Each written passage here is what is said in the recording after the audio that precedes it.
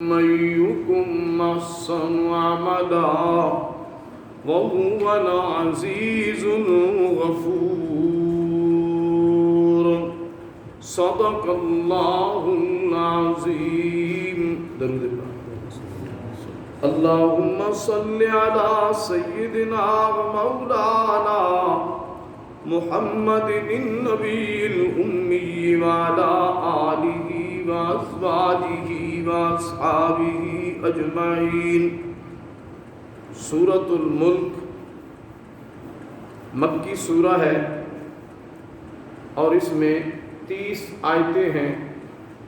پیارے آقا نبی کریم صلی اللہ علیہ وسلم کا فرمان عالی شان ہے، جو بندہ اس سورت کی تسلسل کے ساتھ تلاوت کرے گا، قیامت والے دن 30 آیتوں والی یہ سورت اس بندے کے حق میں اللہ کے سامنے جھگڑا کرے گی. یا اللہ اس کی بخشش ہونی چاہیے، یہ میری تلاوت کرتا تھا.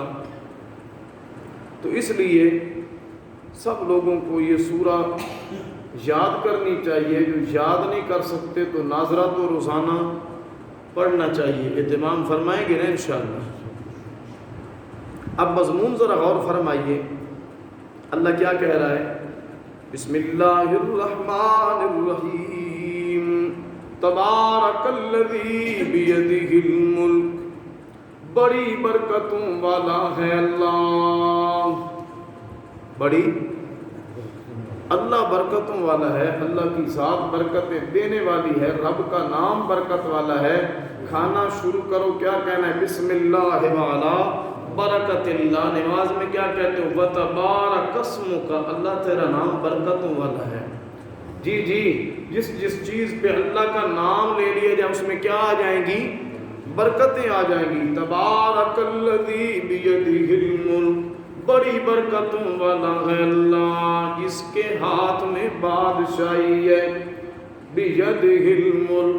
سورہ یاسین کے آخر پہ کیا ہے؟ فسبحان الذی بیدہ ملکوت کل شیء. اسی کی تو بادشاہی ہے، وہ ارادہ کرتا ہے. انما امرہ اذا اراد شیئا ان یقول له کن فیکون. انما قولنا لشیء اذا اردناه ان نقول له کن فیکون. انما مثل عیسی عند اللہ کمثل آدم خلقه من تراب ثم قال له کن فیکون. سمجھ آئی کن فیکون کی؟ اللہ کن کہتے کن ہو جا، اور کن کی نون ابھی ادا نہیں ہوتی ہے اور وہ چیز ہو جاتی ہے. اس کے ہاتھ میں بادشاہی ہے، برکتیں اس کے ہاتھ میں ہیں. مولانا منظور احمد نعمانی رحمۃ اللہ تعالی علیہ، جنہوں نے بڑے بڑے کام کی، اللہ کے دین کی بڑی خدمت کی. ایک انہوں نے حدیث رسول اللہ صلی اللہ علیہ وسلم کی جو خدمت کی ہے، انہوں نے کتاب لکھی ہے معارف الحدیث. معارف الحدیث 8 جلدوں میں 2 اکٹھی تو 4 کا سیٹ ہے معارف الحدیث. اس میں وہ کہتے ہیں دیکھو ذرا غور کرو، درود پاک اس سے آپ کے عقیدے کی اصلاح ہوتی ہے کہ نبی پر بھی جو رحمت للعالمین ہے، اللہ نے انہیں کیا فرمایا؟ وما ارسلناک الا رحمت للعالمین. ان پر بھی رحمت بھیجنے والا اللہ ہے اور برکتیں بھیجنے والا اللہ ہے. درود شریف ذرا شروع میں پڑھنا کیسے؟ اللہم صل علی محمد وعلی آل محمد. اللہم بارک علی محمد وعلی آل محمد. تو رحمتیں بھیجنے والا کون ہے؟ اللہ ہے. برکتیں دینے والا کون ہے؟ اللہ ہے. وہ ہر شے پر قادر ہے، ہر چیز اس کے کنٹرول میں ہے. ساری کائنات کا ذرہ ذرہ کس کے قابو میں ہے؟ کس کے کنٹرول میں ہے؟ اکیلے اللہ کے کنٹرول میں. اللہ کی مرضی کے بغیر پتہ بھی حرکت نہیں کر سکتا ہے. تو پھر یہ ہو سکتا ہے کہ میرا رزق کسی اور کے یہاں چلا جائے، یہ ہو سکتا ہے کسی اور کا رزق میرے پاس آ جائے. نہیں، یہ جو کوئی ڈنڈی مارے گا اپنے رزق کو کیا کرے گا؟ حرام کرے گا. یہ رستہ تبدیل کرنے سے چیز حلال سے حرام ہو جاتی ہے۔ رستہ کون سا اختیار کر رہا ہے؟ وہ چیز اللہ نے حلال لکھی ہوتی ہے لیکن بندہ رستہ غلط اختیار کرتا ہے۔ ایک آدمی نے آ کر نبی پاک صلی اللہ علیہ وسلم کی خدمت میں عرض کی کہ میں یہ دف میں ڈھولکی بجاؤں گا، اسی سے کماؤں گا، مجھے اجازت دیں۔ حضور نے فرمایا جا جا، کوئی اجازت نہیں ہے، حرام کھاتا ہے، یہ کیا ہے بھائی؟ حرام راستہ ہے۔ حضرت علی رضی اللہ عنہ کا واقعہ آپ نے سنا ہوا ہے، نماز پڑھنے کے لیے آئے ہیں، ایک آدمی کو فرمایا میرا گھوڑا پکڑو، میں نماز پڑھ کے آتا ہوں، اور آپ کا ارادہ تھا بھائی میں آؤں گا نا تو اس کو میں 2 روپے 2 درہم دوں گا۔ آپ نماز پڑھ کے آئے ہیں، دیکھا ہے بھائی گھوڑا موجود ہے اور گھوڑے کی کاٹھی بھی نہیں، زین بھی نہیں ہے، بندہ بھی نہیں ہے۔ بازار میں جا کے دیکھا تو وہ لٹکی ہوئی ہے، ادھر بیچ کر چلا گیا، صبر نہیں کیا۔ امیر المومنین رضی اللہ تعالیٰ عنہ پوچھتے ہیں، لوگ بھی کھڑے ہیں، پوچھا کتنے کی یہ دے کر گیا ہے؟ کہا جی 2 روپے کی۔ ان کے درہم ہوتے ہیں، ہمارے روپے ہوتے ہیں، 2 درہم کی۔ آپ نے فرمایا اللہ نے تو اس کی قسمت میں حلال لکھا تھا، اس نے خود اپنی روزی حرام کی ہے، میں نے ارادہ کیا ہوا تھا میں اس کو 2 درہم دوں گا، ملے اس کو 2 درہم ہی ہیں۔ کتنے ملے؟ 2 درہم ہی ہیں، لیکن کیا ہو گئے ہیں؟ حرام ہو گئے ہیں۔ برکتیں دینے والا اللہ ہے، حلال میں برکت ہوتی ہے، حرام میں برکت۔ بکریوں کے ریوڑ دیکھتے ہیں نا، بھیڑوں کے ریوڑ، گائے کا گلا ریوڑ، لیکن کتے کا ریوڑ نہیں نظر آتا ہے، حالانکہ یہ ذبح بھی نہیں ہوتے ہیں، ذبح حلال مال ہوتا ہے، اس میں اللہ کیا کرتے ہیں؟ برکت دیتے ہیں۔ سمجھ یہی آتی ہے حلال کٹتا بھی ہے پھر بھی اللہ اس میں کیا دے دیتے ہیں؟ برکت دے دیتے ہیں۔ آپ لوگ ہیں، کبھی کوئی تقاضا ہوتا ہے، کبھی کوئی ہوتا ہے، کبھی مسجد کا نہانا دے رہے ہوتے ہیں، کبھی تکمیل قرآن پاک میں دے رہے ہوتے ہیں، کبھی فطرانہ دے رہے ہوتے ہیں، کبھی زکوٰۃ دے رہے ہوتے ہیں، کبھی قربانی کھا رہے ہوتے ہیں جی، اور اللہ کیا دیتے ہیں اس میں؟ وہ بولو تو صحیح، کیا دیتے ہیں اللہ؟ برکت دے دیتے ہیں۔ الذی خلق الموت والحیات لیبلوکم ایکم احسن عملا۔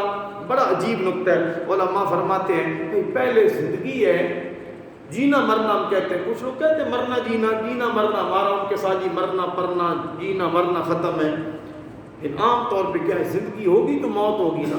تو یہاں پہ کیا ہے؟ الذی خلق الموت والحیات، وہ اللہ جس نے موت کو پیدا کیا اور حیات کو پیدا کیا۔ اس کا کیا مطلب ہے؟ موت پہلے حیات بعد میں۔ حضرات مفسرین فرماتے ہیں اس کا یہ مطلب ہے کہ موت جو ہے نا اس کے بعد جو زندگی ہے وہ اصل زندگی ہے، اس لیے اللہ نے موت کا ذکر پہلے فرمایا۔ الذی خلق الموت والحیات، جس نے موت کو پیدا کیا اور موت کے بعد جو زندگی ہے اصل اس نے اس کو بھی پیدا کیا ہے، اور یہ زندگی کس لیے دی ہے؟ یہ والی لیبلوکم ایکم احسن عملا، یوں نہیں فرمایا ایکم اکثر عملا، فرمایا احسن عملا۔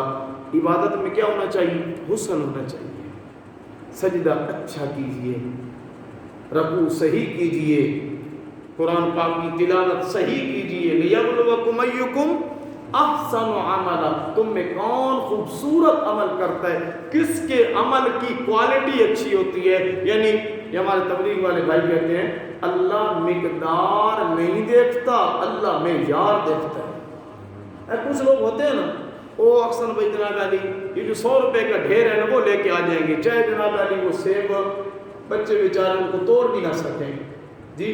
اور کچھ ہوتے ہیں وہ کیا کرتے ہیں، بھائی یہ جو 200 روپے والا کلو ہے نا یہی آدھا کلو لے کے جاتا ہوں۔ تو ایک نے کیا دیکھا؟ کوانٹٹی دیکھی، کوالٹی نہیں دیکھی، مقدار دیکھی، معیار نہیں دیکھا جی۔ دوسرے نے معیار دیکھا، مقدار نہیں دیکھی۔ کائنات کا رب بھی کیا کہہ رہا ہے؟ لیبلوکم، تاکہ تمہیں آزمائے، ایکم احسن عملا، خوبصورت عمل کون کرتا ہے، پیارے عمل کون کرتا ہے۔ ایک آدمی 2 مریل سی بکریاں لے کے آئے قربانی کے لیے، لوگ کہیں بھائی یہ 2 اس نے قربانیاں دی، اس سے بہتر نہیں ان مریل سے ایک ہی اچھی بکری لے کر آئے۔ اللہ کو جو تحفہ دینا ہے، اپنے محبوب کو کوئی تحفہ دے تو اچھے سے اچھا۔ ایک آدمی شاعر تھا، میں نے اس کی کتاب میں پڑھا، وہ کہتا ہے کہ جب میں نے کسی کو تحفہ دینا ہونا اپنے کسی دوست کو، محبوب کو، تو میں اس پہ بارگیننگ نہیں کرتا. جتنے کی دکاندار کہتا ہے نا میں اتنے کا ہی لے لیتا ہوں. کیوں؟ یہ میں نے محبوب کو اپنے دوست کو تحفہ دینا ہے. تو جب اللہ کی بارگاہ میں دینا ہو نا تو اچھا مال دینا چاہیے. یہ ایک بار مجھے یاد ہے، میں نے پہلے بھی یہاں رمضان المبارک کے مہینے میں یہ بات سنائی تھی کہ ایک مانگنے والے نے فروٹ والے سے مانگا مجھے اللہ کے نام پہ کچھ دے دو. اس نے ایک گلا سارا آم دیا. پھر اس نے جیب سے 20 روپے نکالے، کہتا ہے یار یہ 20 کا مجھے ایک آم دو. اب اس کا ضابطہ بدل گیا. اب اس نے ایک اچھا سا آم دیکھ کر اس کو دیا. جب اس کو دیا ہے نا تو اس نے کیا کیا، وہ مانگنے والا ایسے آم کو ترک کا گلا سارا آم ایسے کر کے دیکھا یہ تیرے بندے نے تجھے کیا دیا ہے، تیرے نام پہ مانگا ہے. اور دوسرا اوپر کے دیکھا یہ تیرے بندے نے مجھے کیا دیا ہے. اللہ کے ساتھ محبت کر کے، محبت تو ہے نا لیکن ذرا اس طرح کی محبت ہونی چاہیے کہ اللہ کی بارگاہ میں کیا جانا چاہیے، اچھا مال چلا جائے. یہ نہیں دکاندار کا جو کپڑا سارا سال نہیں بکے وہ جناب علی مدرسے کے مولوی صاحب کو گئے، مولوی صاحب جی بچوں کے کپڑے بنا دیں، تیرا سارا سال نہیں بکے. جی قاری حنیف صاحب فرمایا کرتے تھے کہ جناب ساس جو ہے نا بہو کو کہہ رہی ہوتی ہے یہ دال کھٹی ہو گئی، صبح مدرسے کے طالب علم کو دی جائے. انا للہ لیبلوکم ایکم احسن عملا. جب اچھے عمل کریں گے اللہ کی بارگاہ میں، اچھا مال اور وقت نکالیں گے، اچھی عبادت کریں گے، اللہ رزق میں کیا دیں گے، برکتیں دیں گے. زندگی میں اللہ سکون دیں گے، گناہ اللہ معاف کر دیں گے، اللہ راضی ہو جائیں گے. جب اللہ راضی ہوگا پاکیزہ زندگی ہوگی. تھوڑا ہوگا لیکن برکت ہوگی، تھوڑا ہوگا لیکن کیا ہوگی. دعا کرو اللہ ہمیں بھی وہ برکتیں نصیب فرمائے.